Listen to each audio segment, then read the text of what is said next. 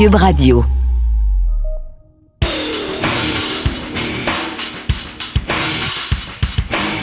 Bonne année, chers amateurs de football! Déjà la dernière semaine de la saison régulière dans la NFL.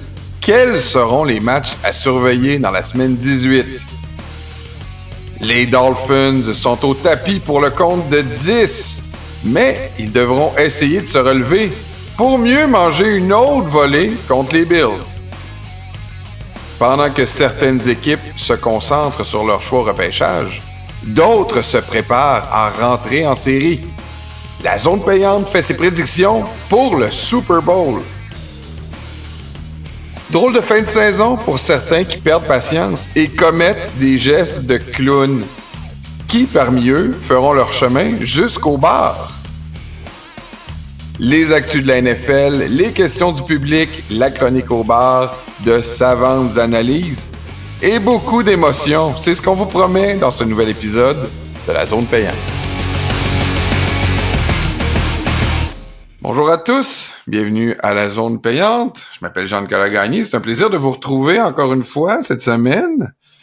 La dernière semaine de la saison régulière, c'est un peu triste, mais bon, c'est le début peut-être de quelque chose de neuf.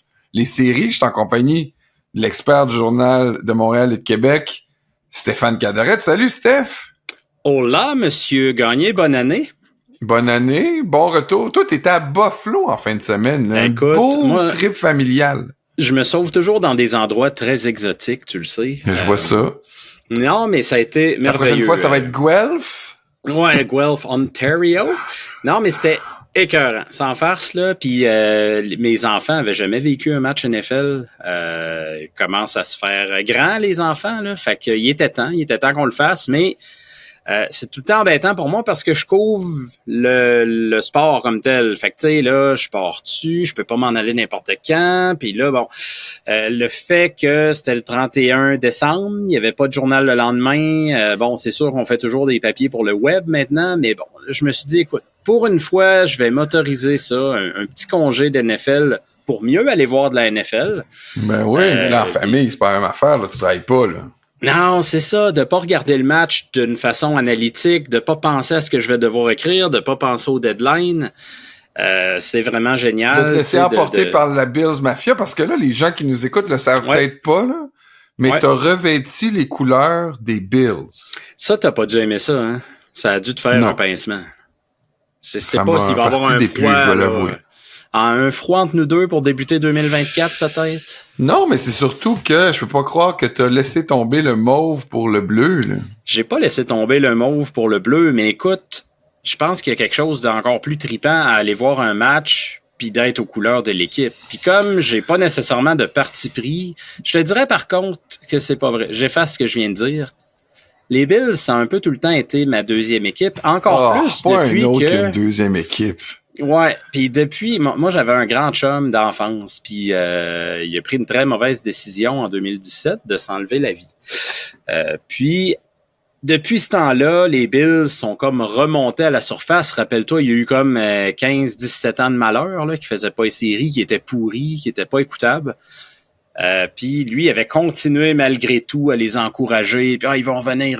Puis à chaque année, là, il devait faire les playoffs. Puis c'était l'année où il allait rebondir. Puis tu sais, c'était bien le fun de jaser foot avec lui. Puis il y avait un petit quelque chose de spécial, je te dirais, d'aller là, de porter son vieux chandail de Marshawn Lynch. Je veux pas faire trop dans le sentimental, mais pour vrai, là, non, mais j'avoue que là, tu me fais regretter un peu de m'être moqué de toi, là. C'était quelque chose. Puis là, ben écoute, je m'en vais là, puis tous ses enfants, à mon chum, parce qu'on côtoie encore sa conjointe, puis ses enfants, puis tout ça, puis tous ses enfants avaient des chandails des Bills, ils tenaient à les prêter à mes gars, à ma blonde, tout ça, fait qu'on s'est tous habillés en Bills, on a vécu le trip jusqu'au bout, puis vraiment, tu sais, c'était formidable, là. Il arrive 4 revirements, dont un pick six, je peux te dire que le stade là-bas, ça shake pas mal là, quand il arrive un jeu comme ça. L'attaque a été so-so, on va se le dire, Josh Allen était off pas mal.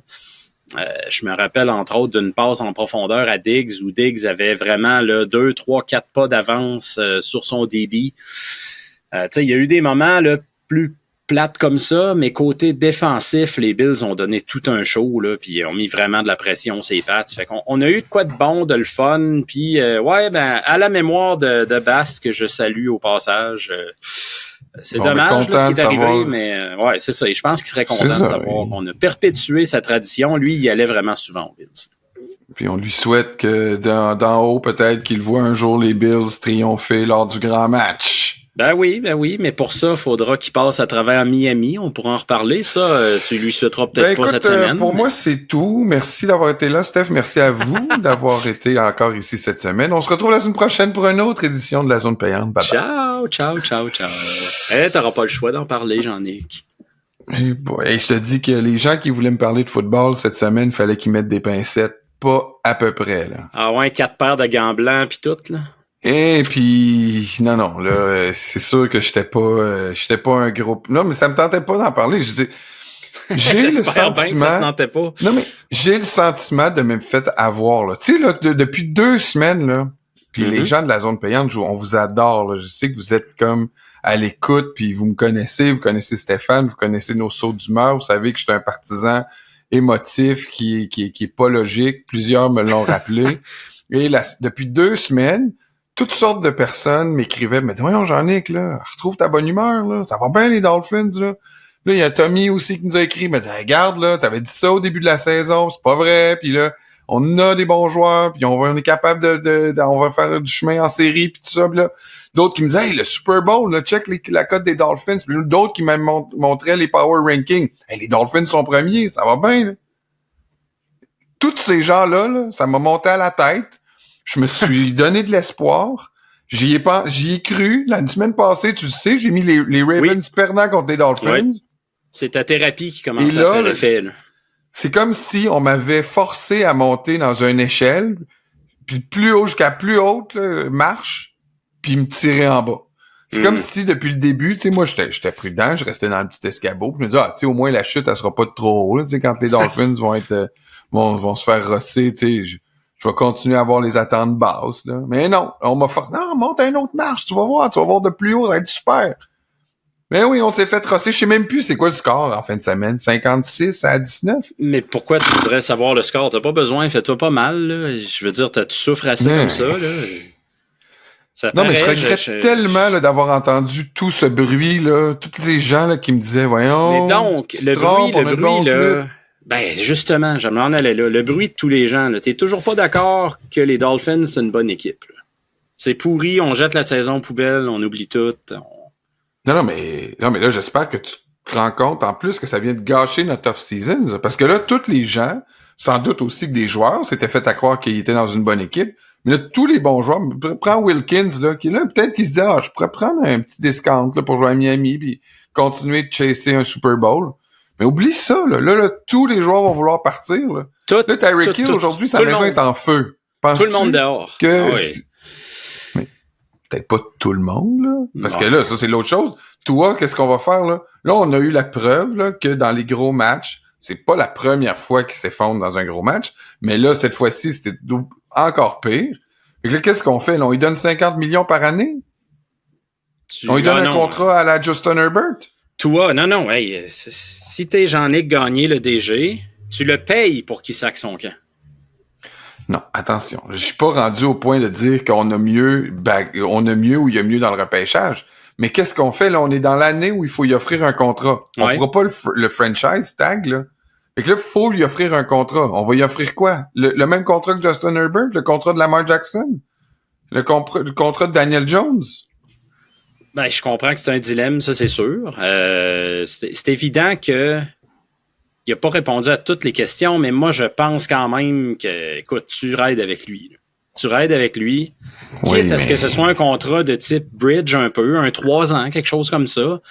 Est-ce que Tua accepterait ça? C'est ça la question. C'est ça la grande question. Parce que pourquoi d'autres l'ont accepté puis lui pourrait pas le faire, je sais pas. Mais c'est sûr que est-ce que tu te commets à lui? Il y a toujours moyen après de jouer dans la structure du contrat, là. Tu sais, des fois, le montant au bout, là, 5 ans, 200, je sais pas combien de millions, là, ça frappe, là, ça captive l'imaginaire. Mais quand tu décomposes le contrat, souvent, il n'y a pas tant de garantie. Oui, mais ça, c'est sans compter que là, on a des problèmes aussi avec le cap salarial. On a le capocalypse qui arrive.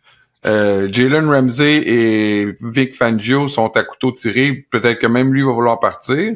Xavier Howard, ben là, écoute, peut-être qu'il reviendra plus non plus. De toute façon, on va falloir en couper. Le Bradley Chubb, il vient de se briser l'autre genou. Jalen Phillips doit se remettre d'un talon d'Achille. Il y a une chance. Il y a un positif dans tout ça, c'est qu'il joue à Miami en fin de semaine, parce que sinon, il y aurait eu un crash d'avion, là, c'est sûr. Ben, c'est vrai. Ils sont aussi bien de rester à Miami pour prendre l'avion parce que vraiment, eux autres, tout va mal. Je te disais tantôt, Tyreek Hill, sa maison est en feu. Et là, je sais pas dans quel état d'esprit il va se retrouver. Il a dû quitter la pratique mercredi en panique pour aller voir quelle est l'ampleur des dégâts. Ils sont immenses. Bref, on en parlera un petit peu tantôt du match des Bills. Je voulais pas trop m'étendre là-dessus. Évidemment, tu as réussi à me faire parler des Dolphins. Ben, on en parlera un tout petit peu parce que tu nous as quand même dévoilé ta prédiction. Oui, mais je n'ai pas dit par combien de points il allait se faire tabasser. Ah, OK. Ça, à la limite, tu sais, là, je veux dire, c'est plus important, là, parce que là, faut prier pour la santé de tout le monde, là, tu sais, là, à la limite, qui joue seulement une demi, là, puis qui ferme ensuite les livres, puis je sais même pas si ça vaut la peine de jouer en série. On s'en va jouer à Kansas City. Ça va finir 100-0, là, mais bon. Fait un bout que les Chiefs ont fait 100 points. Oui, c'est sûr que 100 points, c'est peut-être beaucoup, une chance. Oui. En tout cas, nous, on va en faire 0. Merci, Steph, de toujours assister à mes thérapies. Je m'étais juré que je parlerais pas des Dolphins. Mais je te dirais que c'est de pire en pire. Pauvre toi, là. Mais écoute, moi, j'aime ça comme ça, là. On peut pas tous être chanceux et avoir des clubs qui sont bons comme les vôtres, là. Ouais, les Vikings, là. Nous, ça fait depuis 2000 qu'on n'a pas gagné un match de série. Puis lui, d'avant, on l'avait gagné en overtime parce que stupid kicker à Vanderyak avec les Colts avait manqué son botté. Il m'a dit, nous, on a gagné un match de série, là. Ça coûte cher. On fait une pause, Steph, on revient après la pause parce que déjà, on y va pour la semaine 18, là, où on va faire les prédictions pour la dernière semaine de la NFL. Bougez pas.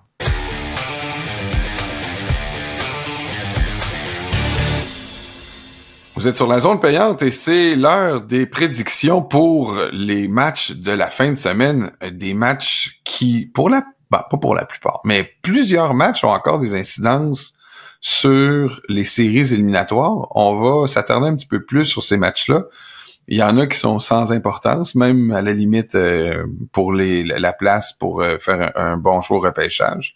Mais un des matchs qui a une incidence et qui risque d'être difficile à prédire, c'est le match de samedi après-midi, les Steelers contre les Ravens. Les Steelers qui ont besoin de gagner pour faire les playoffs. Ils sont, imagine-toi donc, favoris les Steelers par 3 dans ce match. Et on prévoit 36 points, donc un match à bas pointage. Parce qu'on sait que les Ravens... C'est pas mal toujours le cas entre les deux équipes-là. Ouais, effectivement. Puis tu sais ça, tu pars avec la bonne phrase. Ils font jouer personne. Puis il y a beaucoup de clubs cette semaine là, que ça va comme ressembler à ça quand ils n'ont pas d'impact, quand ils peuvent plus aller plus loin que là où ils sont rendus, qu'il n'y a plus rien à gagner. Ben écoute, c'est une semaine très bizarre, la semaine 18.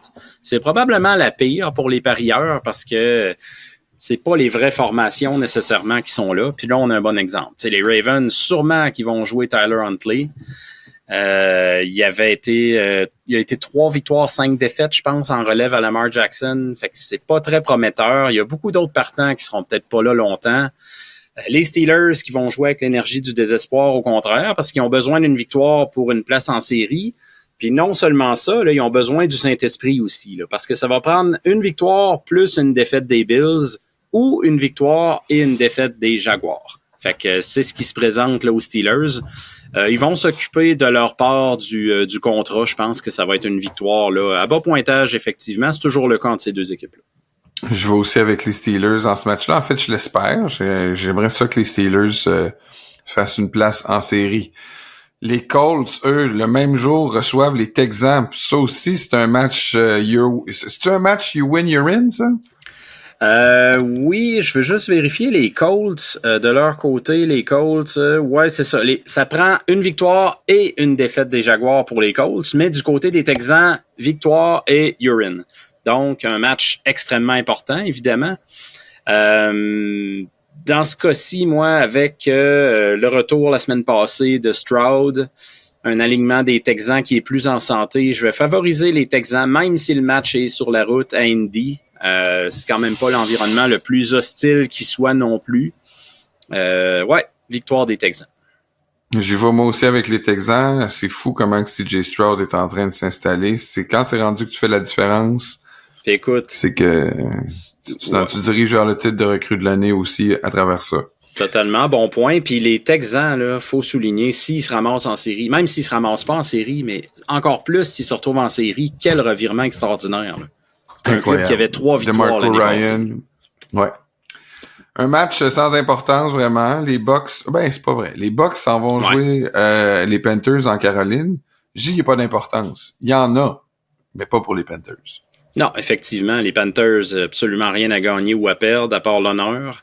Les Bucks, ils remportent ce match-là. C'est quand même un beau cadeau sur un plateau d'argent. Tu affrontes la pire équipe de la Ligue, puis si tu gagnes, tu remportes ta division. Donc, automatiquement, tu fais les playoffs.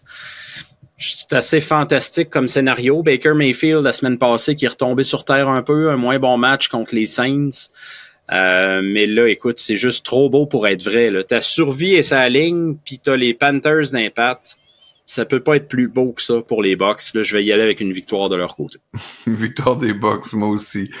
Les Bengals reçoivent les Browns. Est-ce que les Browns ont quelque chose à gagner de ce match-là? Ils peuvent toujours se frayer un chemin au 2e seed ou non? Je pense pas. Hein? Non, c'est pas possible de leur côté parce que de toute façon, là, la division est gagnée par les Ravens, puis les seeds 1, 2, 3, 4, c'est les champions de division.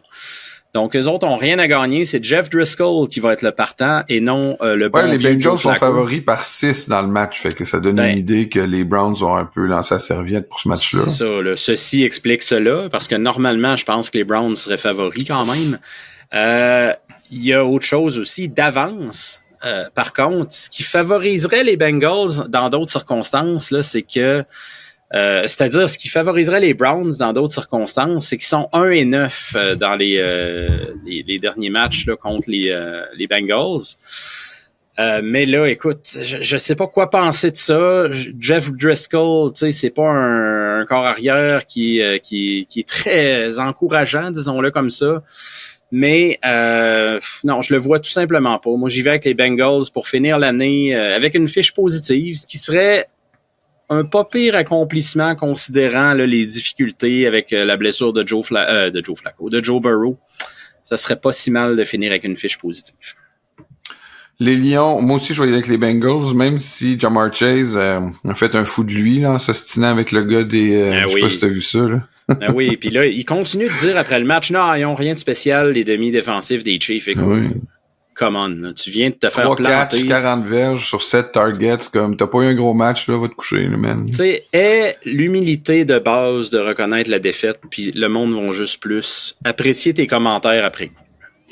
Tes Vikings s'en vont jouer les Lions à Détroit. Les Lions sont favoris par 3. Explique-moi qu'est-ce qu'il y a à gagner dans ce match-là.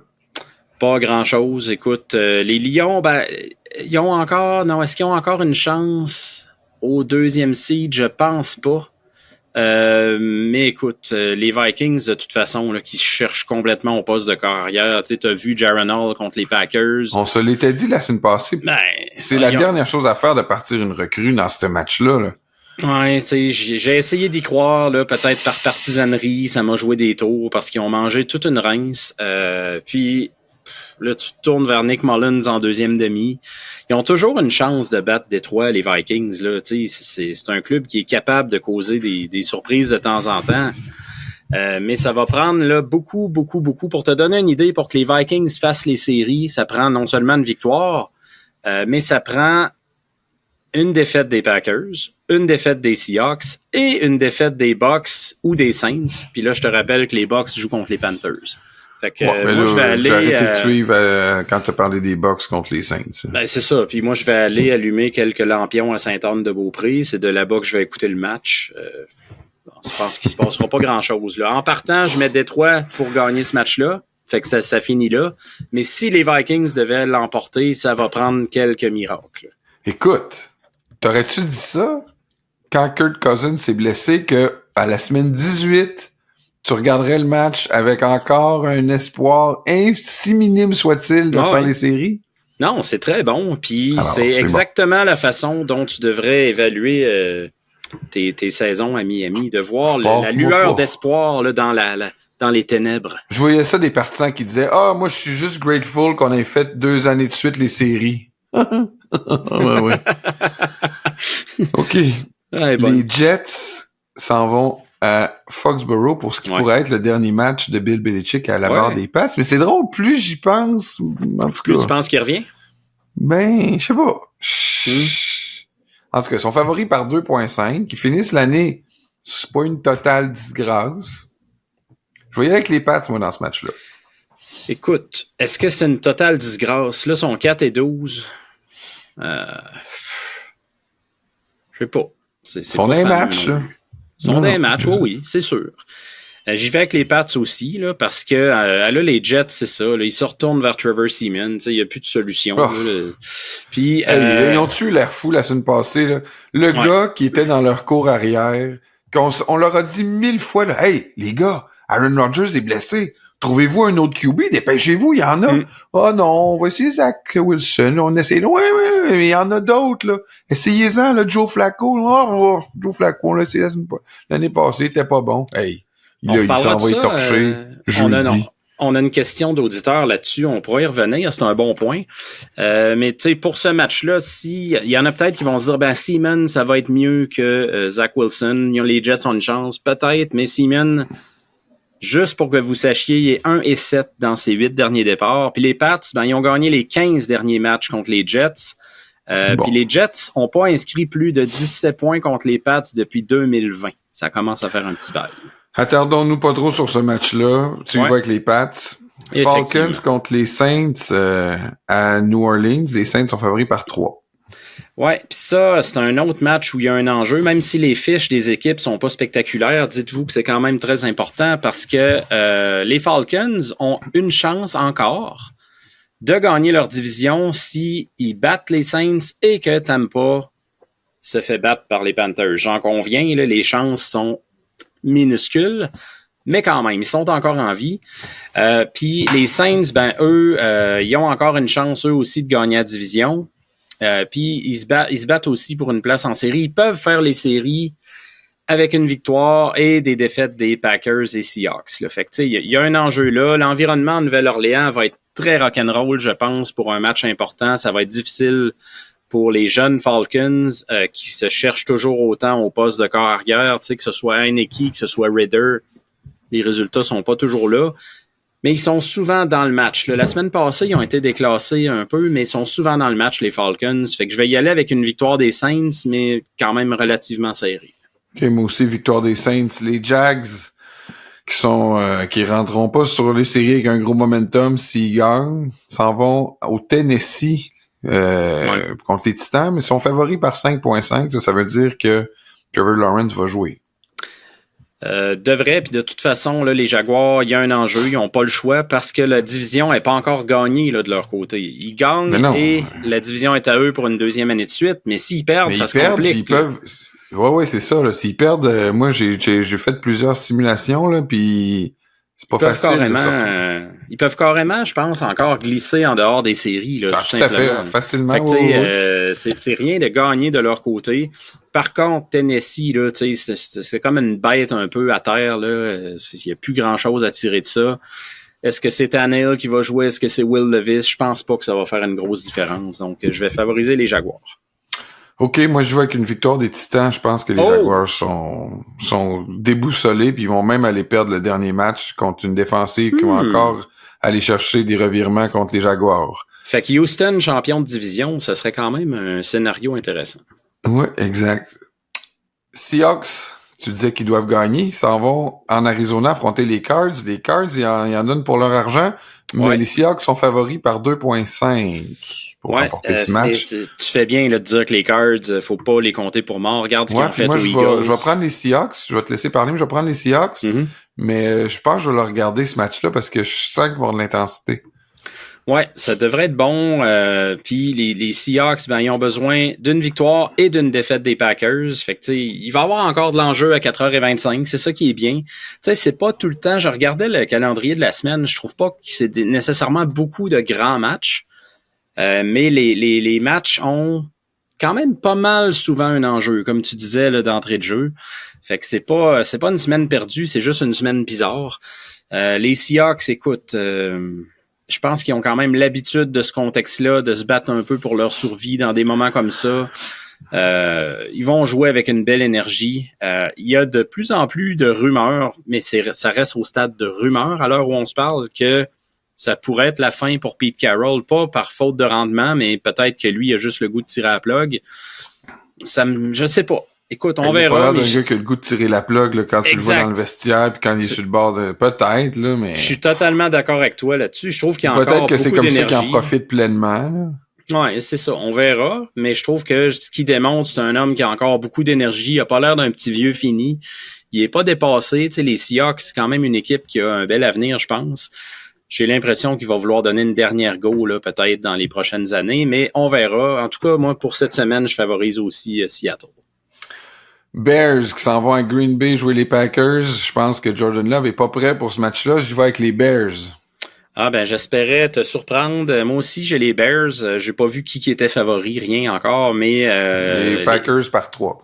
Ils jouent très bien dans les dernières semaines. Les Packers, ils ont bien joué la semaine passée, mais c'est inégal. Tu sais, d'une semaine à l'autre, tu sais pas à quoi t'attendre. Les Bears, c'est une équipe, je pense, qui va être à surveiller l'an prochain. Peu importe ce qui arrive avec Justin Fields ou est-ce qu'on repêche un corps arrière avec le premier choix des Panthers, parce que c'est un club qui a clairement le momentum là, pour finir l'année. Là, c'est trop peu, trop tard, il n'y a rien à gagner.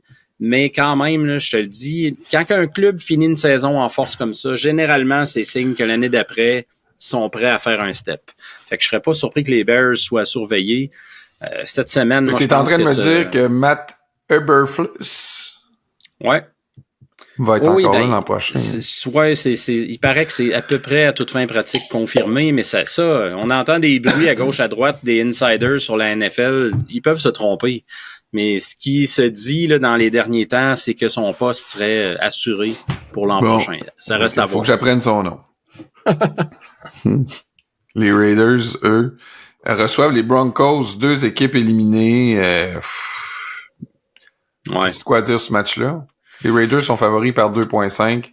Après toute la saga de Russell Wilson. Ouais, c'est plus vraiment grand-chose à dire. Tout a été dit sur la saga Russell Wilson. Moi, tout ce que je dirais, c'est que pour Antonio Pierce, ce match-là est très important.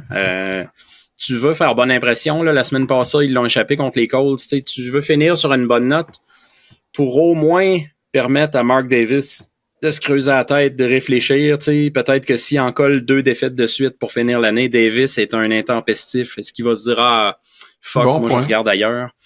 Ce match-là est important pour lui, mais sinon, pour nous, les amateurs, il n'y a pas d'incidence là, comme tel. Je vais favoriser les Raiders, qui vont jouer pour leur coach.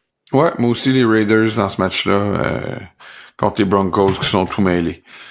Les Chargers, eux, reçoivent les Chiefs. C'est un autre match où il n'y a rien de spécial à dire. Sans doute, plusieurs partants des Chiefs ne joueront pas. Les Chargers sont favoris par 3. Exact, c'est ça. Je vais y aller avec une victoire des Chargers. Je vais y aller avec l'équipe locale. Là. Je pense pas que ça va être un match intéressant non plus à regarder, malheureusement, pour les amateurs. Andy Reid a déjà annoncé que ce serait Blaine Gabbert le partant. Là. Fait que tenez-vous-le pour dit. Là, après, il y a d'autres partants. Est-ce qu'ils vont jouer tous ou aucun? Il y a beaucoup de blessures du côté des Chiefs. Chris Jones, Pacheco, Rashee Rice, L'Jarius Sneed, on parle de joueurs très importants. Tout indique qu'ils vont être reposés. C'est des joueurs quand même majeurs. Dans ce contexte-là, écoute, je vais y aller aussi avec les Chargers. Là, je ferais pas ça normalement, mais je pense qu'il y a trop de gros noms. Là, ce sera pas la même équipe qu'on voit habituellement des Chiefs. Les Eagles sont favoris par 5 points à New York contre les Giants. Est-ce qu'il y a quelque chose à regarder là? Les Eagles ont-ils encore une shot pour quelque chose ou pour le champ? Faut qu'ils gagnent pour remporter la division, mais il faut que les Cowboys perdent. Tout à fait. Les Cowboys ont leur destinée entre les mains, gagnent et ils sont champions, mais tu sais, t'as pas le choix de jouer si t'es les Eagles, surtout que les Cowboys jouent à la même heure, donc tu sais pas le résultat de l'autre côté, donc ils ont pas le choix d'habiller leur partant. Puis non seulement ça, si t'es Nick Sirianni, même s'il n'y avait pas eu d'enjeu, tu veux voir ton équipe rebondir. Là. Écoute, ça fait pitié depuis quelques semaines. Sérieux, c'est vraiment tout croche Eagles, en défense. Qu'est-ce qui se passe? Est-ce que c'est leur... Ils ont tout changé leur offensive puis defensive coordinator, eux. Là. Peut-être que là, c'est là que on voit que Sirianni s'est moins bien entouré. Ça stalle pas mal. C'est dur à comprendre, là. Ouais, c'est dur à mettre le doigt dessus, mais autant défensivement qu'à l'attaque, tu sais, c'est pas du tout, c'est méconnaissable. C'est une belle occasion, je pense, quand même, pour retrouver ta confiance, de finir contre les Giants. Puis je dis pas ça avec mépris sur les Giants, là, mais écoute, il faut que tu ailles gagner ce match-là de façon convaincante, te donner un peu de positivisme avant les séries. Je pense que ça va être la mission des Eagles là, dans ce rencontre-là. D'accord, on prend tous les deux les Eagles dans ce match-là. On s'en va à San Francisco. Les 49ers qui n'habilleront sans doute pas trop de partants non plus, non, mais sont favoris pareil contre les Rams qui, eux, vont habiller tous leurs partants. Là. Ouais, ben je pense que ça... Non, les Rams ont rien à gagner. Ils sont en série. Ils peuvent pas monter Ils peuvent pas monter d'un seed, non? Là, ça va être genre, est-ce qu'on finit 5 ou 6? Là? Tu peux pas 5, 6 ou 7. Ils ont déjà annoncé que Carson Wentz serait le partant. Bon. Fait qu'écoute, dans ce contexte-là... Donc, ça garantit quasiment le match, le retour de Matthew Stafford à Détroit là, pour les séries. Là. Ouais, ça pourrait ressembler à ça. Ça sera un beau scénario, effectivement. Ça va être à surveiller. Mais, tu sais... Du côté des Niners, c'est sûr que Purdy devrait pas jouer ou très peu jouer. McCaffrey, la même chose. Mais t'as quand même un Sam Darnold qui peut faire le travail dans un système offensif très performant là, avec Shanahan. Moi, je vais y aller avec les Niners, là. Mais tu sais, c'est un match très, très, très difficile à prédire avec beaucoup de partants qui seront pas là. Bonne chance. Ouais, moi aussi, dans le doute, je vais aller avec les Niners à domicile. Ouais. On poursuit avec les Cowboys et les Commanders. Les Cowboys sont favoris par 13 points. Les Commanders qui, depuis leur match contre les Dolphins, là, c'est down the drain avec Sam Howell. C'est épouvantable. Ça va être une fin. Le Ron Rivera, là, d'après moi, pas besoin de se faire de double clip l'année prochaine. Là, non, c'est terminé. Il rentrera plus là. Écoute, ce match-là va se finir probablement à 7h30, puis à 7h32, il va être congédié. Là. C'est aussi simple que ça, puis c'est plate pour lui, là, mais c'est comme ça, la vie dans la NFL. Nouveau propriétaire va vouloir mettre ses hommes en place. Ce serait très surprenant, un scénario là, contraire à ce qu'on pense. Puis les Cowboys, le seul bémol moi que j'ai sur ce match-là, c'est qu'ils jouent sur la route. Parce qu'ils vont l'emporter, oui, mais tu parlais d'un 13 points? 13 points. Ça porte à réflexion parce que sont 3-5 sur la route cette saison, puis 5 fois ils ont marqué 20 points ou moins. Je le dis là pour les parieurs à prendre en considération, mais pour ceux qui font des paris straight, là, Cowboys victoire, c'est sûr. On s'en va au match qui a été flex. Avec quelle mauvaise décision en plus de la NFL de mettre un des matchs qui va être le plus one-way de la semaine. Si tu penses que les Cowboys, ça ne sera pas serré, attends de voir le match entre les Bills et les Dolphins. Écoute, moi, je te dis, là, je suis encore tombé dans le piège. Là, j'ai des attentes pour le match des Dolphins. Je vais sans doute être déçu, mais j'espère qu'il n'y aura pas de blessés. S'il n'y a pas de blessés des Dolphins graves dans le match... Est-ce que Tua joue? Ben oui, il va jouer. Il est mal à l'épaule, mais sinon... Écoute, s'il joue pas, parce qu'il y a une petite blessure à l'épaule, parce que tout ce que je lis, c'est que c'est une blessure, oui, là, mais il devrait pouvoir jouer à travers cette blessure-là. Si en plus, il joue pas dans un match aussi... Écoute, je sais même plus s'il est important, ce match-là. Ça change-tu quelque chose qu'on joue un match à domicile puis qu'on perde devant nos partisans ou qu'on perde à Kansas City? Ça va être un match, ça va être à sens unique, là. Ça va être un désastre. Là, en plus, au sol, tout le monde est blessé.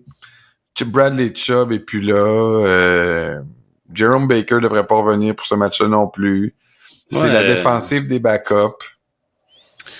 Écoute, je prévois, mettons, 30 points, je trouve ça beaucoup, là, parce que les Bills vont peut-être enlever le partant rapidement. Mais un match, mettons, 27-3, là, ça m'étonnerait pas. OK, ben moi j'ai les Bills aussi, là, mais de façon plus serrée. Là. Moi je vois un touché, quelque chose comme ça. Rappelle-toi que les Dolphins en série l'année passée, là, ils jouaient avec Skyler Thompson, je pense. T'sais, fait que les backups, des fois, il faut se méfier de ça. Là. Ils sont capables de jouer. Je pense pas que ça va être une volée, mais ça se peut, là. T'as peut-être raison. Tu connais tes Dolphins mieux que je les connais, probablement. Non, mais en plus, cette semaine, c'est terrible. Là, comme je te dis, là, la maison de Tyreek Hill est en feu. Là, tout le monde est en train de se redemander qu'est-ce qu'ils vont faire cet été pour voir si ça vaut la peine de rester avec une équipe qui vraisemblablement était pas une fraude, là, parce qu'ils ont quand même des bons joueurs, puis ils ont bien joué, ils ont battu des mauvaises équipes ou des équipes moyennes, tu sais, toute l'année, puis ça veut dire qu'ils étaient dans les bonnes. Tu sais, quand tu bats les mauvaises équipes, c'est que toi t'es la bonne, c'est quand même bien, mais sauf que toutes ces équipes-là, tous ces joueurs-là qui veulent se trouver une équipe qui aspire aux plus grands honneurs ou qui veulent aller chercher de l'argent, ils feront pas de discount pour Miami, alors que j'aurais pu penser qu'avec une fin de saison en force, il y a des joueurs qui auraient pu se dire, regarde, je vais signer à Miami, puis on va faire comme je vais prendre moins d'argent, mais c'est parce que je vais rester pour le Super Bowl. Il n'y a plus personne qui va se dire ça. Mais pire encore, là, ceux que des gars comme Jalen Ramsey, où il leur reste pas beaucoup d'années, puis ils voient que c'est un cul-de-sac à Miami, ils vont vouloir s'en aller. Est-ce que ça va avoir un mouvement d'entraînement? Je sais pas. J'espère que non, mais... Puis sans compter que, je te le disais tantôt, qu'est-ce qu'on fait avec Tua? Est-ce qu'on lui donne un contrat de quart de franchise alors qu'il est borderline franchise? Il est bon, là. Il y a des bons chiffres, tout va bien, mais la statistique de gagner des matchs importants, c'est quand même pas pire, ça, de l'avoir de son bord. La question dans ce temps-là, c'est toujours qui tu ramasses de mieux ailleurs? Qu'est-ce que tu vas faire? Tu vas aller voler Kirk Cousins aux Vikings? Tu vas... tu sais, ça va être qui, là? Ben, c'est pour ça, non, mais je dis pas qu'il y a mieux ailleurs. C'est qu'est-ce qu'on fait avec lui qu'on a. C'est parce qu'on est dans une politique, on est dans une dynamique dans la NFL où les corps arrière, quand t'es signes, c'est pour des montants exubérants. Puis là, après 3-4 ans, ça devient une bonne affaire. Mettons, Pat Mahomes, de son contrat, là, les Chiefs disent, hey, on l'a signé à bon prix, là, tu sais, quand tu regardes comparativement à des Deshaun Watson de ce monde, là. Puis même, ça va être mieux, plus ça va aller dans 3-4 ans, moins il va coûter cher, là, Pat Mahomes, puis c'est super. Sauf que là, pour les Dolphins, est-ce que tu donnes des 50 millions garantis pour des premières saisons à toi? Alors que en plus, tu vas avoir un problème de cap salarial d'ici 2 ans? Je dis pas qu'il est le meilleur, puis je dis qu'il... ouais, mais écoute, il est pas mauvais, mais il perd... écoute, le match contre les Ravens... C'est terrible, là. Enfin. Faut dire que Tyreek Hill n'a pas connu un bon match non plus cette fois-ci. Tout ça pour dire, moi, dans mon cas... un bon match. Ouais. À 56, à 19, personne ne peut se vanter de... Personne ne peut siffler dans la douche, là. Non. Comme Tony Gwynn. OK, on va faire une pause là-dessus, mon cher. On va revenir parce que là, on en a des questions cette semaine. On va essayer d'en passer le plus possible, fait que bougez pas. Let's go. Question du public. OK, on est de retour pour la période de questions de la zone payante, oui. Hein? Oh! Tu l'as retrouvé? Mon sifflet? Tu l'as retrouvé? Mais je l'ai même pas retrouvé. Là. Il est parti. Écoute, pendant la pause, j'ai essayé de le partir. Ça partait pas. J'ai fait une moue déçue et je suis retourné ailleurs. Et là, c'est comme s'il m'appelait au secours. Écoute, tout est dans la moue déçue. S'il est vivant... Hein? Hey, boy, 2 fois plutôt qu'une. Robin, on va commencer par Thomas. Thomas! Tu viens de voler un punch, il va avoir un moment Robin. Thomas de Bordeaux, qui nous pose une question. Et là, cette semaine, on est 11-16 tous les deux. Donc, je sais pas si c'est bon ou pour toi ou pour moi, mais il nous pose une question. Il nous souhaite bonne et heureuse année. D'ailleurs, on lui retourne le compliment. Ah oui. Mike Tomlin va terminer sa 17e saison consécutive avec un bilan positif en tant qu'entraîneur-chef. Respect! Quels sont les autres entraîneurs de la NFL à égaler ou à dépasser ce palmarès? Ouais, en fait, c'est 17 saisons sans un dossier négatif. Fiche perdante. C'est ça, Ouais, juste la nuance, là, ça a l'air con de dire ça parce que il y a eu des saisons de 8-8 à l'époque où il y avait 16 matchs, il y a pas si longtemps. Fait que c'est 17 saisons consécutives sans un bilan perdant. Puis les deux seuls dans l'histoire qui ont fait mieux, c'est Bill Belichick avec les Pats, 19 saisons de suite. Puis le grand gagnant, Tom Landry avec les Cowboys, entre 1965 et 1985, 21 saisons de suite. C'est quand même quelque chose. Félicitations à l'homme au petit chapeau, Tom Landry. Thomas, tu iras googler Tom Landry. Tu vas lire plein d'informations intéressantes sur lui. C'est un entraîneur très novateur là, à son époque. Robert nous pose la question. Bonjour, on voit souvent les entraîneurs et les coordonnateurs se couvrir la bouche avant de donner leurs instructions dans le micro. Ma question, est-ce que les équipes ont vraiment parmi leur personnel une personne attitrée à lire sur les lèvres et décoder les appels des jeux et communiquer rapidement l'information aux joueurs? Question plus large, les équipes consacrent-elles beaucoup de ressources pour décoder les infos données par le corps arrière lors des appels de jeu? C'est une bonne question, Robert Amiotte, merci. Je me demande si c'est pas sa première question. En tout cas, c'est... Oui, il termine d'ailleurs en disant qu'il nous souhaite bonne année et qu'il permet de souhaiter à l'animateur moins de défaitisme dans sa partisanerie, en plus de quelques victoires des Dolphins en janvier. Ben là, j'aime déjà notre nouveau auditeur, Robert ne spécifie pas quel animateur est défaitiste, là. Peut-être que c'est toi qui parles. Peut-être, mais moi, d'après moi... C'est vrai qu'il fait le lien avec quelques victoires des Dolphins. Peut-être qu'il fait référence à moi, mais ça m'étonnerait en même temps, mais bon, peut-être. Merci Robert pour ta question. Fait que pour la question... Vrai, ça. C'est quoi la folie de toujours se cacher autant que ça, là? Il parle comme ça, avec la main devant les lèvres, puis le carton, puis tout, là.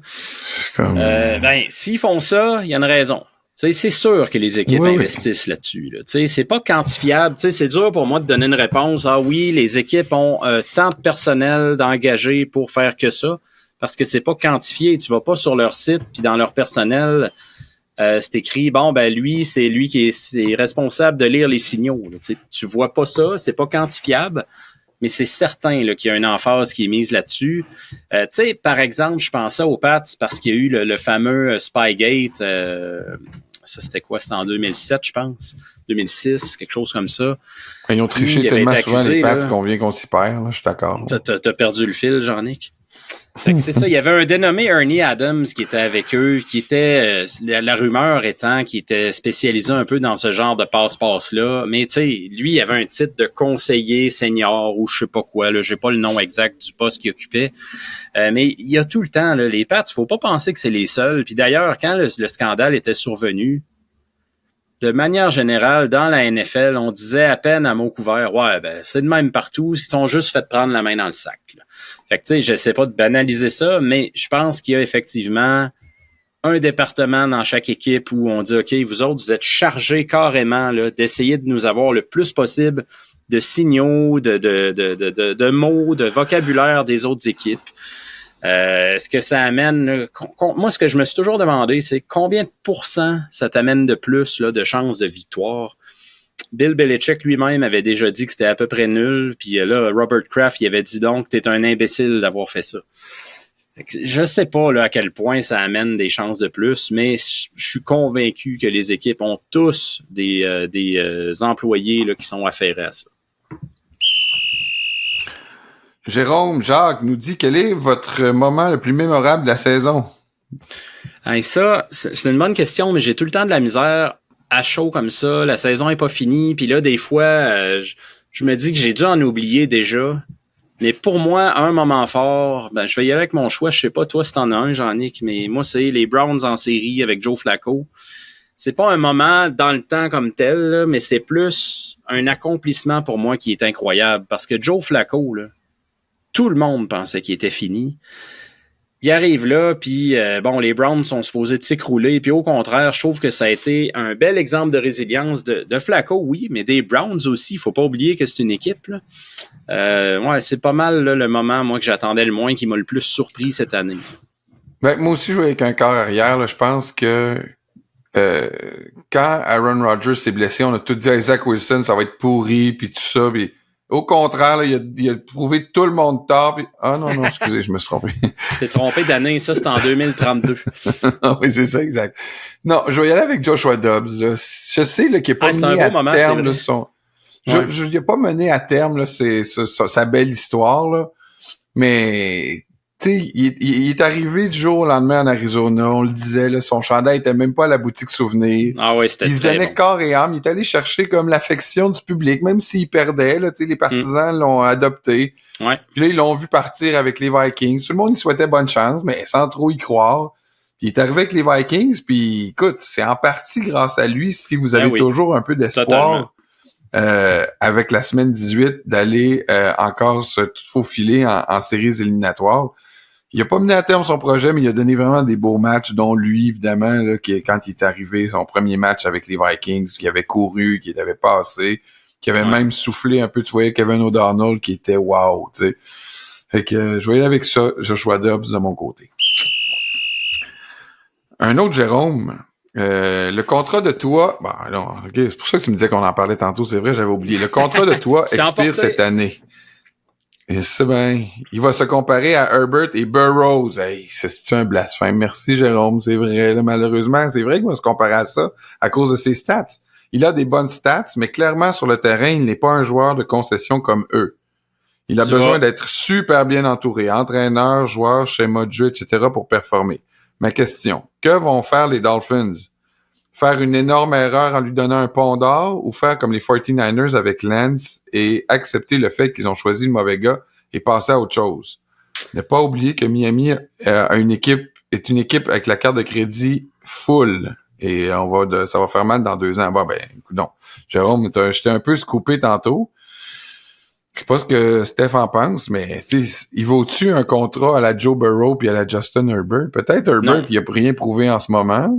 Non, je pense pas qu'il vaut un contrat comme ça, mais il vaut certainement plus que le sort qui a été réservé à Trey Lance. Tu sais, je respecte beaucoup l'opinion de Jérôme Tremblay qui nous écrit, mais écoute, Trey Lance, là, c'était vraiment, vraiment pas chic. Là. Il arrivait même pas à se hisser dans la conversation pour être deuxième. Tua, je pense qu'il est clairement à un autre niveau. Il mérite un contrat pour moi.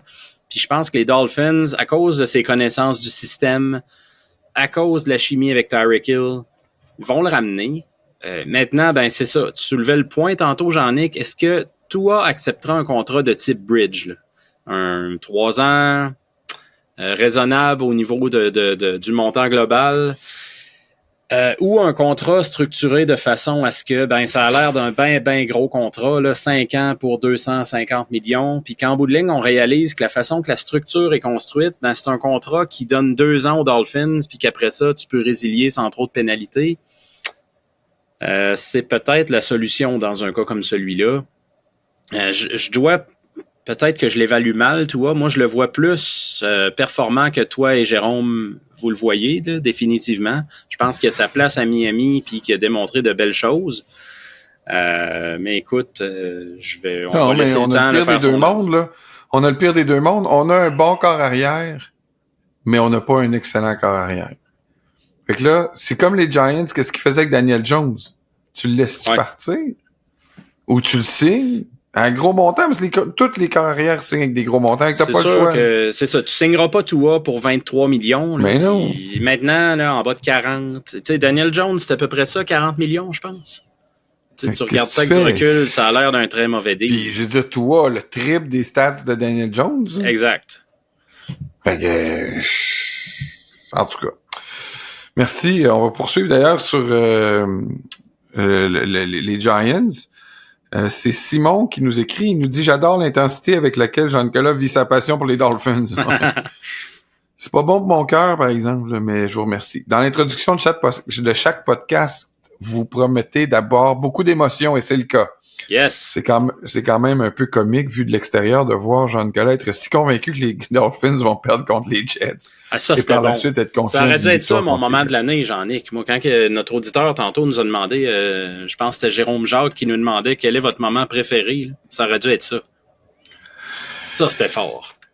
Écoute, clairement, j'étais un partisan, là, je connais rien, là, puis que je m'emballe, puis là, voilà, je prends je pense que les Jets vont gagner. Tu sais qu'il y en a qui vont Dolphins. ressortir la quote dans 1 an, dans 2 ans. Hein? Je suis un partisan puis je connais rien. Il y en a qui vont l'identifier, la quote, puis ils vont l'isoler, puis te l'envoyer à chaque fois. Là. Tu n'aurais pas dû dire ça. Je sais. Mais les auditeurs de la zone payante, ils ont plus de profondeur que ça, puis ils feraient jamais ça. C'est jamais. Mal les connaître. C'est vrai. Les Giants ont tenté un converti de 2 points à 26-25 en fin de partie plutôt qu'un botté pour l'égalité. Ouais. Je ne suis pas vraiment certain de cette stratégie. Il me semble que c'est nouveau comme approche. Peut-être que c'est arrivé avec les statistiques avancées. Est-ce que c'est nouveau comme approche ou voyait-on aussi cela avant? Est-ce que ça fonctionne véritablement côté statistique? Bon football, Simon. Ben, on voyait ça avant, mais c'était beaucoup plus rare. C'est effectivement qu'on le voit plus aujourd'hui, mais ça reste que, oui, il y a des stats avancées là-dedans, là. Mais... Oui, mais d'abord aussi parce que Steph, là, le 2 points était à la ligne de 2, là. Ouais. Ah oui, il y a ça. Puis l'autre affaire, dans un cas comme celui-là, plus précisément, tu sais, les Giants, qu'est-ce qu'ils ont à perdre? Qu'est-ce qu'ils ont à gagner? Donne une victoire à tes gars, ça va leur faire plaisir. Les gars, les joueurs, ils continuent de bûcher, là, même si tout le monde sait que la saison est finie depuis 7-8 semaines. Là. Ils travaillent fort, ils continuent d'investir du temps là-dedans, puis d'essayer d'y croire, de trouver des façons de performer malgré tout. Puis écoute, là, tu as une chance de gagner un match plutôt que d'envoyer ta gang en prolongation.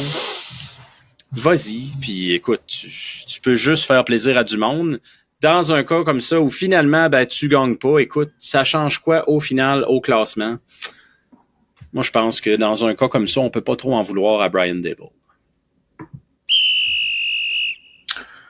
Félicitations pour votre émission. J'espère que vous allez poser cette question pour le bienfait de votre auditoire. Alors, c'est fait Paul-André Gagné. Oui, on a eu quelques questions de Paul-André Gagné cette saison. Oh! Ah oui, mais c'est le nom de mon père. J'avais-tu déjà mentionné ça? Faudrait que tu lui demandes si c'est lui c'est là, pas qui lui. nous écrit. OK. Non, mais il rajoute Junior. Donc, à moins que mon père ait un fils illégitime, ça ne devrait pas être quelqu'un dans ma famille. Mais Paul-André Gagné Junior, tu pourras peut-être m'écrire pour m'assurer que t'es pas mon frère. Mais si t'es mon frère, mais je suis enchanté. Peut-être que c'est le temps qu'on ait des retrouvailles, toi et moi. Sa question. Sa question. Alors, j'avais posé la question au début de saison. Pourquoi l'équipe des Jets n'allait pas chercher une autre QB pour remplacer Rodgers? Et pourquoi pas Kaepernick? Ah ben tiens, parlant de monsieur qui reste on quote, toi-même, tu avais répondu, Stéphane, tout simplement qu'il n'y ait pas beaucoup de QB dispo et que l'autre était trop rouillé, en parlant de Kaepernick sans doute. Lorsque l'on regarde la performance de Joe Flacco avec les Browns et de plus qu'il y avait été un joueur des Jets il y a quelque temps, comment se fait-il que les grands penseurs, les génies de football des Jets n'ont pas vu en Flacco un certain potentiel d'expérience comparé aux jeunes QB substituts qui sont en général pas tellement bons dans les équipes de la NFL? Donc, ça revient un peu à ce qu'on disait tantôt, Steph, on a ri des Jets beaucoup en début de saison, et là, on se disait, vous aviez un gars dans votre cour, puis vous l'avez pas rappelé, il joue pour les Browns, puis là, il vous a battu la semaine passée. Paul-André qui dit, qui est le génie chez les Browns qui a pris cette initiative et qui sont maintenant en série? Il y a plusieurs parties dans cette question-là. Paul-André, je sais pas si il réfère à moi parce qu'il parle aussi là il y a beaucoup d'experts au Québec qui disaient que je ne nomme des chroniqueurs sportifs au Québec que je ne nommerai pas et qui riaient de la décision des Browns. Je me souviens pas si j'ai ri de la décision des Browns d'amener Flacco. Je sais pas si je suis visé dans le commentaire, j'aimerais juste le savoir, mais ça se peut que j'ai ri, ça se peut. Parce que moi, j'y croyais plus en Flacco, là, je le dis en toute humilité. Je me disais que les Browns posaient un geste désespéré, mais à ce moment-là, je me disais, de toute façon, il se retrouvera pas sur le terrain. Il y avait, Watson était blessé, mais il y avait Walker, il y avait Dorian Thompson-Robinson. Fait que les chances de le revoir jouer étaient minces. Fait que moi, je pense que c'est comme ça que je le prenais. Mais pour l'autre partie de la question, pourquoi les Jets l'ont pas signé, par exemple? Il faut vous dire une affaire. Là. Les Jets l'ont vu là, l'année passée, l'année d'avant. Ils étaient 1-8 avec eux. T'sais, je pense qu'ils ont conclu qu'ils ne pouvaient pas les amener ben loin. Ils avaient vu ce qu'il y avait à voir de lui. C'était pas un bon fit pour leur système de jeu. Je suis pas en train de dire qu'ils ont pris une bonne décision. Je me mets dans leurs souliers. Tu te dis, OK, Flacco est dans la rue. Est-ce qu'on le signe? Ouais, mais il nous a donné 9 matchs. Il en a perdu 8. pas tellement tentant. Là, écoute, je pense qu'ils ont mal géré leur carrière, ça leur donne rien. Là. Mais Flacco, pour eux, c'était pas l'homme de la situation. Ben, ils se sont trompés. Puis qui est le génie chez les Browns? Ben ça, il y a personne qui va arriver en avant et qui va dire c'est moi, c'est ma décision. C'est pas Catherine Reich? J'allais dire ça, je me pose la question, est-ce qu'elle est derrière cette décision-là? Ce serait intéressant de le savoir. Parce mais elle que, parle juste à Penelope McQuaid, Catherine Reich, malheureusement. Ouais, c'est plate ça, parce que il y aurait des choses à aller chercher, là, parce que les Browns ont connu une super saison dans des circonstances très difficiles. Je pense qu'elle aurait beaucoup à dire, Catherine, mais on peut soupçonner là, qu'elle était derrière un geste comme ça, parce que c'est carrément son rôle là, à titre d'adjointe au directeur gérant là, d'aider à prendre des décisions dans ce type-là. Simon nous pose la question, avec les démêlés avec la justice, les contre-performances après sa grosse blessure, est-ce que c'est la fin de la carrière de Von Miller? Puis moi, je vais mettre une question de plus à celle de Simon. Est-ce que il a compromis son entrée ou son intronisation au temple de la renommée? Pour ta question, moi, je pense pas. Là. Ceux qui votent pour le Hall of Fame essaient en général de tenir compte, là, de pas tenir compte, c'est-à-dire du hors-terrain. Puis tu sais, Von Miller a été spectaculaire en série au fil de sa carrière. C'est lui qui a amené un Super Bowl aux Broncos, carrément. Là. La dernière année avec Peyton Manning, l'attaque, c'était pas très chic. Avec les Rams, il a été extraordinaire aussi là, dans la run des séries. Fait que c'est pour ça, moi, je vais attendre de me prononcer. Est-ce que c'est la fin de sa carrière? S'il connaît un énorme mois de janvier puis qu'il amène les Bills au Super Bowl, ben non, ce sera pas la fin de sa carrière. Mais c'est clair qu'il y a un gros contrat. Il est pas à la hauteur de ce contrat-là. Il joue seulement 24% des snaps en défensive. Là. Moi, je voyais qu'il jouait pas le temps. Il était scratch en fin de semaine, non? Ben, ouais, c'est ça. Mais 24%, je m'attendais pas que ce soit aussi bas. Là. Honnêtement, c'est sûr qu'à date, il est pas à la hauteur du contrat. Fait que c'est ça. C'est peut-être la fin, mais tant que t'as pas vu Von Miller en série, là, attendons avant de conclure. Quelle est, Eddie qui nous pose la question, quelle est votre prédiction pour le Super Bowl? Écoute, moi, en début d'année, j'avais vu un rematch KC contre les Eagles. Si ma mémoire est bonne. Là, j'avoue que ma confiance en KC est un peu ébranlée, mais ils vont avoir une semaine de repos. Ils vont avoir une espèce de... Moi, je pense qu'il y a trop de leadership à KC pour qu'ils se fassent surprendre en série. Même s'ils vont jouer à l'étranger, même s'ils doivent aller jouer à Buffalo, même les Ravens, moi, Lamar Jackson, là, ça se peut là, que ça soit monsieur saison régulière encore. Là. Je revois qu'ici, tant que Patrick, moi, je gage pas contre Patrick Mahomes, je pense que tu me l'as très bien enseigné. Je revois qu'ici, je vais garder mon choix de Casey pour faire une run jusqu'au Super Bowl. Puis, écoute, là, les Eagles, j'avoue que c'est difficile d'y croire, là, tu sais, là, j'ai plus confiance dans les Cowboys en ce moment que les Eagles, puis j'ai plus confiance aux 49ers que les Cowboys, fait que je vais y aller avec un choix plate, 49ers, KC, pour le Super Bowl. Ben, moi, j'avais, au début de l'année... j'attends de voir je vais te dire qui va gagner, par exemple, seulement au premier round des séries. Oui, là, on a le droit là, de bouger notre opinion, mais la question est posée là, on va y répondre maintenant. Là. Moi, j'avais Niners contre Bengals au début de l'année. Évidemment, mon choix des Bengals est mort quand Joe Burrow est tombé. Je vais garder les Niners au Super Bowl, puis je vais y aller, tiens, avec les Bills. Si tu le fais que je reviens de là, je le sais pas. Pourtant, il y a des points d'interrogation à Buffalo en ce moment, mais c'est quand même une équipe qui a le vent d'un voile en ce moment. Fait qu'un Super Bowl Bills-Niners, je dirais pas non. Yes! T'as pas me dire que tu t'ennuyais de ça, là? Ben oui! Non, mais même Robin nous l'a dit, qu'il s'ennuyait de son petit jingle. Je sais. Ben le voici, Robin, le retour de ton jingle, en espérant que ça lance ta nouvelle année de façon positive. Ben oui! Voici la question de Robin. Que pensez-vous de ce scénario? Bill Belichick et les Pats se séparent à l'amiable à la fin de la saison. D'un côté, la direction des Jets n'est pas très satisfaite du travail de Saleh, D'un autre côté, Belichick et Aaron Rodgers discutent en privé de leurs intérêts communs à travailler ensemble. Résultat, Belichick, bête noire des Jets, devient leur coach, mais coach seulement et reprend sa tumultueuse association avec les Jets. Pensez-vous qu'une association Rodgers-Belichick serait vouée au succès? D'abord, est-ce que c'est possible? Non, je pense pas. Parce que Belichick haït viscéralement les Jets. Là. Viscéralement. Oui, là, on a déjà vu du monde qui s'haïssait puis s'unir pour la cause. Là. Ouais.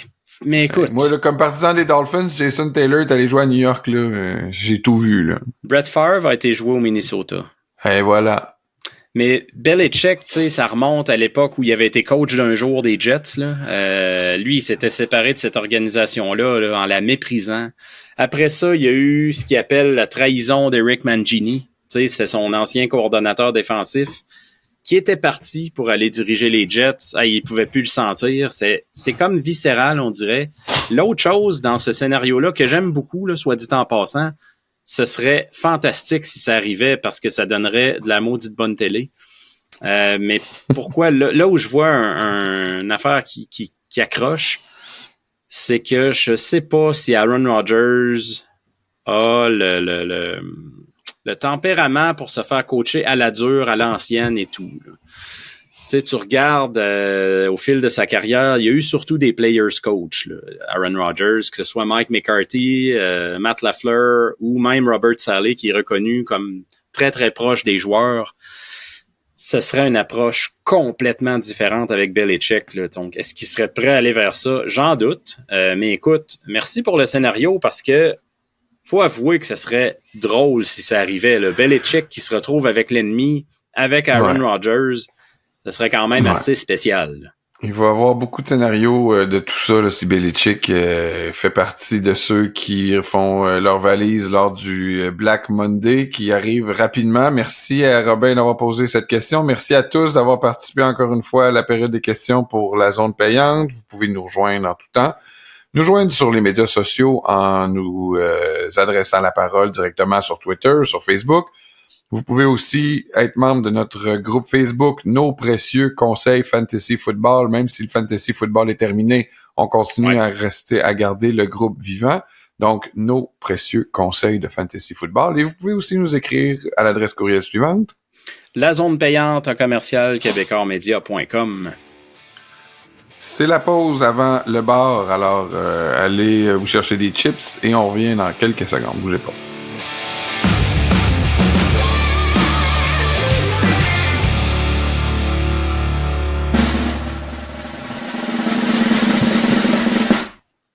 J'ai retrouvé mes effets sonores. Fait que, ça me donne envie de jouer du drum pour le bar. Ah ouais, donc. Est-ce que, mon cher, t'as un invité au bar cette semaine? Tu me l'as pas dit. La dernière fois que tu m'as pas dit un invité au bar, là, c'était une cachette. Puis c'était pour m'inviter moi. Non, je t'enverrai pas toujours au bar. J'en ai que quand je te le dis pas, je te rassure. Là. Je veux pas que tu vives toujours comme en regardant par-dessus ton épaule le prochain fléau. Oui, c'est ça, là. Je peux pas te faire confiance. Je peux faire confiance à qui, là? Ben non, c'est ça. Là. Moi, je veux que tu me fasses confiance. Donc, inquiète-toi pas. Quand je te dirai pas mon invité, c'est pas toujours que je manigance contre toi. Là. Ça marche, ça me rassure. Je veux juste te le dire pour que ce soit clair. Non, moi, j'envoie cette semaine le grand Aaron Rodgers au bar, Jean-Nic. Oh! Ben non, pas A-Rodge. Ouais, ben tu sais, là, ça fait à un moment donné, là, les entrevues complaisantes avec Pat McAfee, on sait d'ailleurs que c'est des entrevues payées, là, puis très bien payées pour apparaître à chaque semaine au show de son body.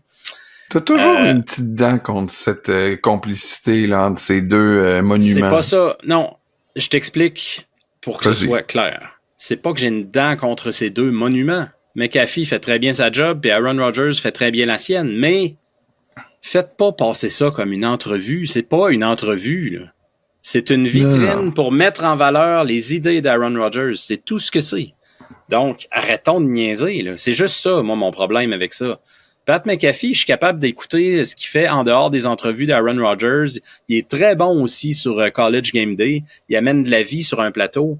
Fait que j'ai rien contre McAfee, mais c'est sûr que je préférerais voir Aaron Rodgers, je sais pas moi, au Dan Patrick Show, des affaires de même. C'est sûr qu'il est pas cuisiné là, quand il s'en va. Là, on s'entend. Zéro cuisiné. Il dit des choses qui font aucun sens. Puis là, McAfee, ouais, il l'applaudit. Puis écoute, ça fait un peu pitié. C'est ça, il dit des choses qui font aucun sens, sauf cette semaine. C'est ça que tu allais dire.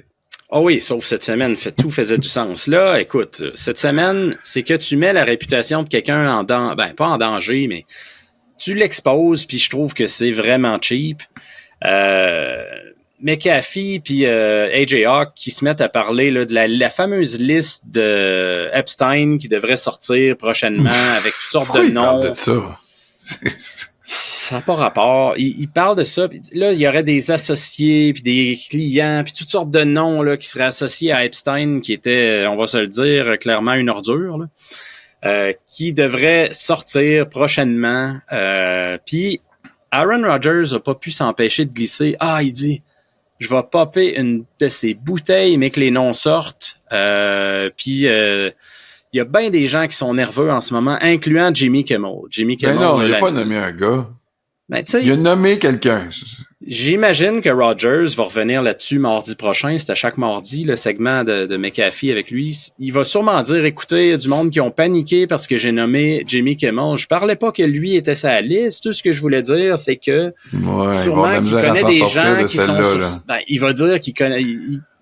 Jimmy Kimmel connaît des gens qui sont sur cette liste-là, puis que c'est pour ça qu'il a dit qu'il serait nerveux. Mais ça tient pas la route. Tu peux pas nommer des gens dans des circonstances aussi sérieuses. Tu sais, on parle de cas là, de justice puis tout ça. Kimmel, d'ailleurs, qui a menacé de le poursuivre, il dit qu'il a été jamais associé d'aucune façon quelconque à Epstein. Tu nommes quelqu'un comme ça, écoute, tu fais juste alimenter les potins, les rumeurs, les ragots. C'est la preuve en plus là, qu'il n'y a pas la maturité pour parler de autre chose que de ce qu'il dit dans le huddle. Là. Moi, je trouve que c'est déplorable. Là, ça dépasse les limites. C'est pas Aaron Rodgers qui fait la promotion de ses idées puis de ses affaires personnelles. Là. C'est Aaron Rodgers qui expose quelqu'un potentiellement là, même qui peut aller jusqu'à le détruire parce qu'il y en a plein. Là, imagine les réseaux sociaux en ce moment là, par rapport à Kimmel. Ça doit pas être chic. Là. Écoute, mais qu'est-ce qu'il fait boire au beau Aaron cette semaine? Je vais être plate, Jean-Nic. Hein? J'y fais absolument rien boire. J'y donne un coup de pied dans le derrière, sors du bar. Ah ouais, tu l'expulses. Non, ça n'a pas de bon sens. Là. On peut pas comme le lancer du un... nain. Là. Tu le prends par la chine du cou, puis le derrière de ses fonds de culotte. Puis tu m'as parlé souvent d'affaires qu'Aaron Rodgers avait dit cette année, puis il mériterait cette semaine. Puis c'est pas que j'ignorais, mais je me disais, écoute, il exprime son opinion, il a le droit. Mais là, c'est assez. Salis potentiellement quelqu'un là, pour je sais pas, à quoi ça y sert d'Aaron Rodgers de faire ça en plus, là? Moi, je trouve que dans des circonstances aussi sérieuses, des dossiers aussi importants, d'alimenter des rumeurs sur quelque chose que...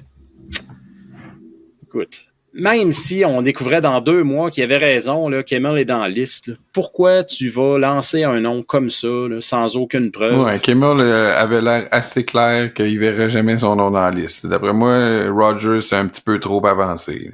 Tu sais, c'est ordinaire, pas à peu près. Fait que, bonsoir Aaron. Tu t'assois au bord, mais on te jette dehors là, avec bois les dans l'auge avec les chevaux. Et voilà. Fait que je te laisse à ton client, mais pour moi, là, pas de boisson cette semaine. C'est triste, mais il n'y aura pas de cocktail. Moi, j'amène David Tepper au banc des accusés cette semaine. Quel bon candidat. Merci. Je le savais que tu allais apprécier mon choix. Un gars qui ça va coûter 300 000 $. Hey, 300 000 $, c'est des tomates, ça, quand même. Là. C'est pas que la petite amende de la NFL qui le punit pour avoir lancé un verre un breuvage sur un partisan, donc des Jaguars. Parce que, on se remet en contexte, les Panthers connaissent une saison horrible. Ils ont pas de choix de première ronde. Ils sont derniers au classement. Ils ont un corps arrière qui ont pris avec le premier choix. C'est de la misère. Là, je sais pas quel espoir qu'ils ont. Ils vont peut-être y donner une autre année, là, mais après moi, ils vont vite faire un write-off. En tout cas, on s'entend que à regarder CJ Stroud, ça doit pas les rassurer dans le choix qu'ils ont eu à faire avec Bryce Young. Donc, Ils s'en vont jouer à Jacksonville. Ils ont une saison de cul.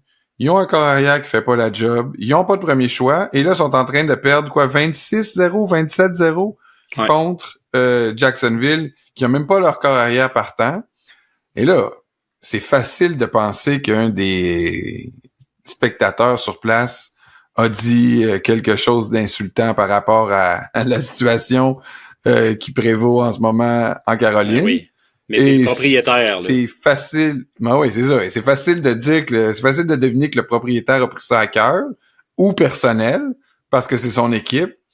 Alors, qu'est-ce qu'il a fait? Il a pris un verre avec un liquide dedans et l'a garoché au spectateur qui venait de l'insulter. Donc, il a aspergé. J'ai essayé de voir quel était le liquide en question parce que j'aurais aimé ça de l'offrir à David Tepper, mais mon enquête m'a amené dans des cul-de-sac. Donc, je ne sais pas quel est le liquide qui a été projeté sur le spectateur, mais sachez que j'ai fait l'effort de le chercher. Ceci étant dit, quand j'ai vu ça, moi, en plus, là, c'est rapidement sorti, tu sais, puis je me souviens qu'il y a des spectateurs qui étaient bannis à vie là, d'un match de la NFL quand ils lancent des breuvages sur des joueurs. Là. Fait que je me disais, quel genre de pénalité ou quel genre d'amende va recevoir David Tepper? Là, quand j'ai vu 300 000 piastres, là, j'ai dit, OK, la NFL est sérieuse, c'est de l'argent, mais ça ne m'empêche pas de l'amener au bar quand même. Et comme il a fait un lancer de son drink, je me suis dit peut-être que je pourrais aller dans cette thématique-là du lancer. Alors, je vais lui faire boire un lancer franc. Oh! 2 centilitres de cognac, 1 centilitre de liqueur de fraise, 9 centilitres de jus d'orange et 5 ou 6 glaçons. Fait que, tu sais, ça peut être un drink qui peut être plaisant à boire, là. Peut-être pas 2, mais 1. Faut pas qu'il le garoche, par exemple. Ouais, exact. Ça, c'est ça. Ça, c'est l'autre. Ça, c'était ma chute, là. Tu m'as un peu volé ma chute, mais je vais la faire quand même. Il faut placer quelques glaçons dans le shaker, verser le cognac et les ingrédients, fermer le shaker, agiter jusqu'à ce que les parois soient glacées, verser le contenu du shaker en retenant la glace dans le verre, garnissez avec une fraise et ensuite le boire. Faut pas qu'il garoche sur personne. Et es-tu capable de faire ça, lui? Et je lui souhaite, parce que ça a l'air d'être un bon drink quand même. Là. Malgré tout, c'est un monsieur très intempestif, le bonhomme. Oui, il a déjà démontré qu'il pouvait être Mossad à certains moments de la journée. Il a viré pas mal de coachs, autant au football qu'au soccer. Fait que... Donc, voici ce qui conclut cet épisode cette semaine. Merci d'avoir été là, chers téléspectateurs, ceux qui nous regardent sur YouTube ou sur le site de Cube. Vous pouvez nous regarder en audio, visuel, ou vous pouvez aussi nous écouter en version audio seulement sur la plateforme de Cube ou sur toutes vos plateformes de balado. C'est un remerciement que je vous offre pour cette semaine. Je l'offre aussi à Stéphane. Merci, Steph. Bonne année à tout le monde aussi. On vous aime. Merci d'être là. On se retrouve la semaine prochaine. Bye bye.